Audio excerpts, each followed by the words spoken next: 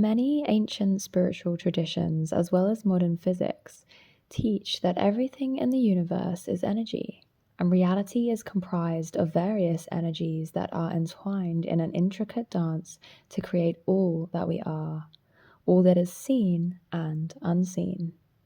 The energies that form the basis of our inner world may be delicately balanced in any moment in order to bring us into equilibrium and a state of harmony. Since we reside in a world of duality, duality is everywhere. And balance is getting these perfect proportions of these contrasting dualistic energies. However, I feel like we have to go beyond balance at this point. You see, if an absolute truth of this universe is that all is one, and these so-called dualistic energies are actually one and the same, differing only in rates of vibration, perhaps it is more accurate to suggest that balancing is actually an integration of energies, bringing two opposing energies together to create one harmonious whole. So when we balance, we create another thing entirely, the sum of both. We can find balance in many aspects of life, including self improvement and self acceptance, work and play, consumption and creation, service to self and service to others, social connection and solitude, intention and letting go, seeking and allowing, internal purpose and external purpose. It seems that our efforts to achieve balance fall into two umbrella terms that encompass two modes of nature, being and doing. Through integrating these energies, through bringing being into doing, we actually create a third mode of nature entirely, but more on this later. Achieving a perfect balance in life requires wisdom, self-awareness, and discipline. We also live in a world that glorifies extremes, with notions such as live fast, die young, work hard, play hard, and rise and grind culture. It can feel good to be on one end of the extreme, yes, but this won't last forever, since we live in a reality that is subject to the principle of rhythm, and rhythm compensates. So however far you go up, you will come down to an equal measure. Rather than high highs and low lows, we may choose a path of moderation, finding the middle ground to create a steadier rhythm in life. Smoothing out these highs and lows actually brings more peace. It's much like gliding along a gentle stream with the occasional ripple, rather than riding a roller coaster of intense peaks and plunges. The middle way in Buddhism teaches balance and not moving too far into extremes. Many spiritual traditions regard balance as a sacred principle, each offering its own language and practices to express this universal truth. Yin and yang in Taoism represents the balance and interdependence of opposite forces in nature and within ourselves. Yin represents feminine energy and stillness. Yang represents masculine energy and movement. Many ancient teachings trace their wisdom back to the 5 elements of nature: earth, water, fire, air, and space. These elements are seen as the fundamental energies that shape the universe. These core energies are seen to influence physical, mental, and spiritual realms, offering a framework for understanding balance, harmony, and transformation. The ancient system of medicine, Ayurveda, believes that overall health is determined by a balance between the 5 elements of nature. And these elements are combined into doshas known as Vata, Kapha, and Pitta. An imbalanced dosha leads to poor health and disease. Within Ayurveda, Yoga, and Advaita Vedanta, we have the 3 gunas. And guna is Sanskrit for strands or qualities. So the Gunas, they refer to the energetic forces that weave together to form the universe and everything in it. They include rajas, which is activity, tamas, which is stability, and when these energies come together in balance, they create sattva, or consciousness. Tamas is the energy of stability, comprising the elements of water and earth. Tamasic energy represents calm, rest, steadiness, stagnation, lethargy, apathy, and so on.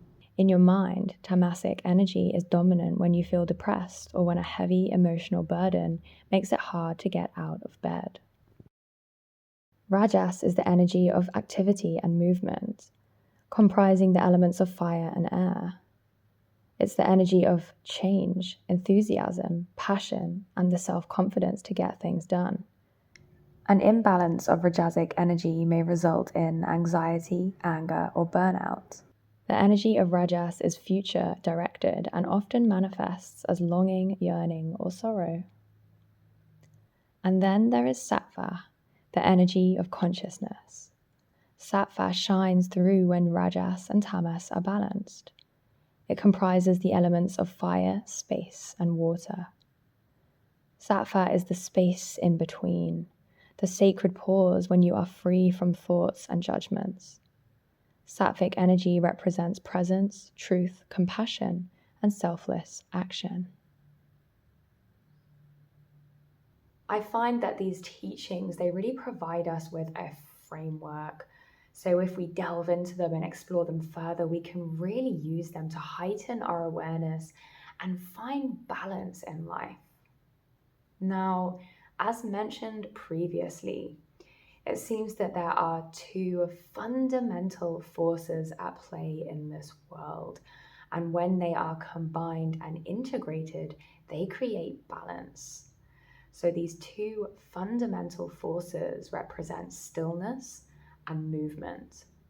So I find that if there is an imbalance within me, within this beingness and stillness energy, within this water and earth, yin, tamasic energy, if there is an imbalance within me, then I begin to feel like stagnant, apathetic, lethargic, depressed, and that kind of thing.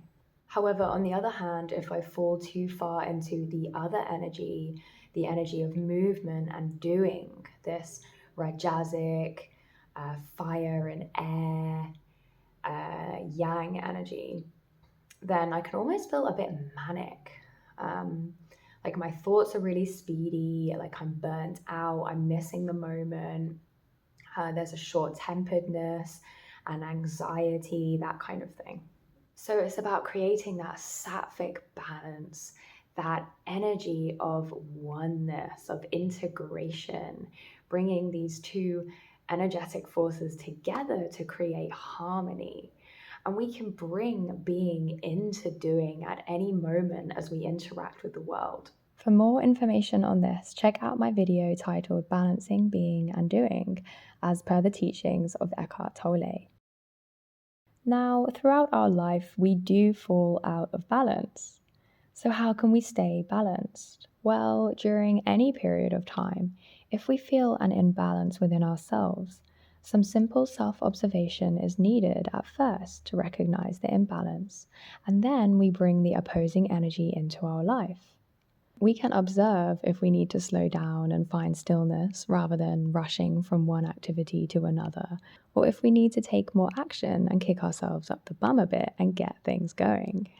Exploring any of the ancient spiritual teachings mentioned in this video can provide in-depth guidance on how we can find equilibrium.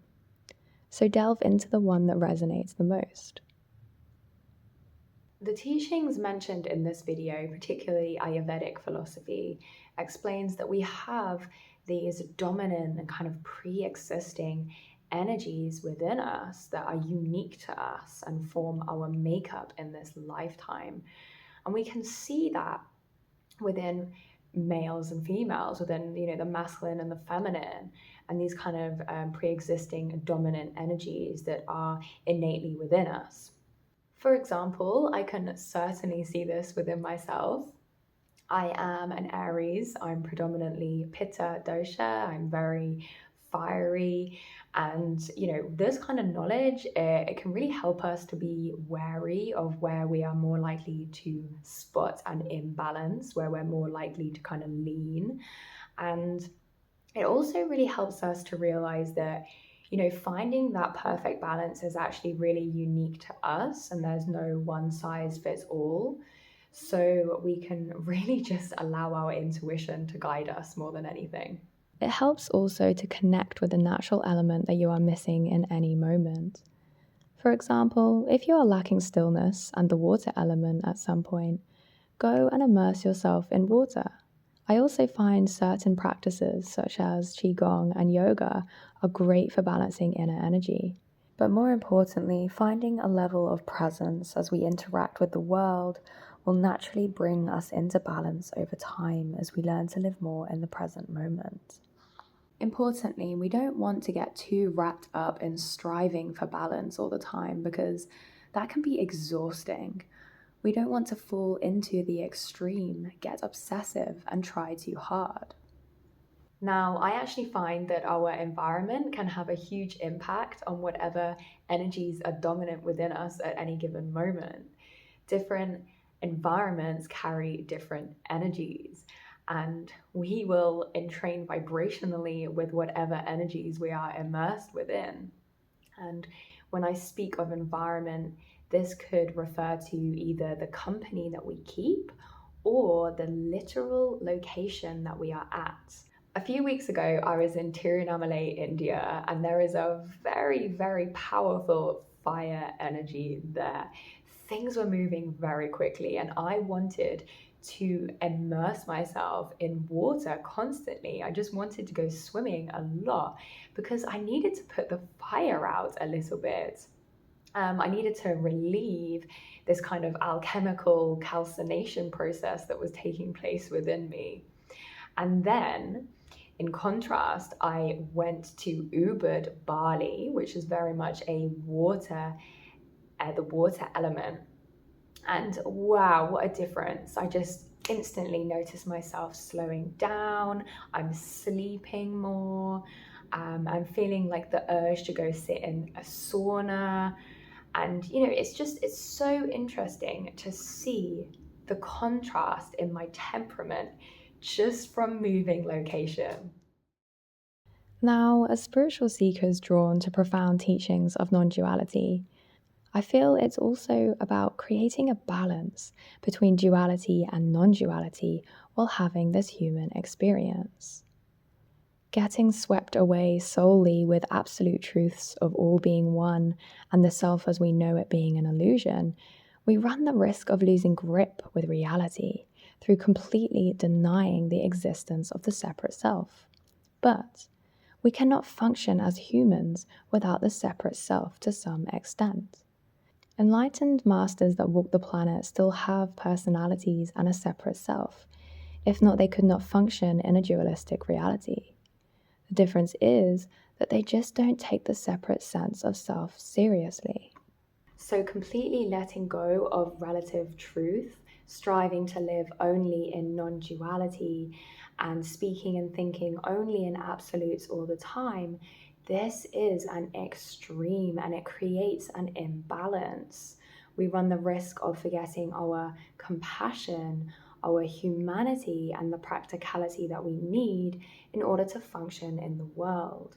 But then, on the other hand, living solely from a practical, dualistic, material, relative perspective, then we also run the risk of imbalance through just getting totally pulled into the matrix and the illusion, just solely attaching our identity to the mind and our personal story.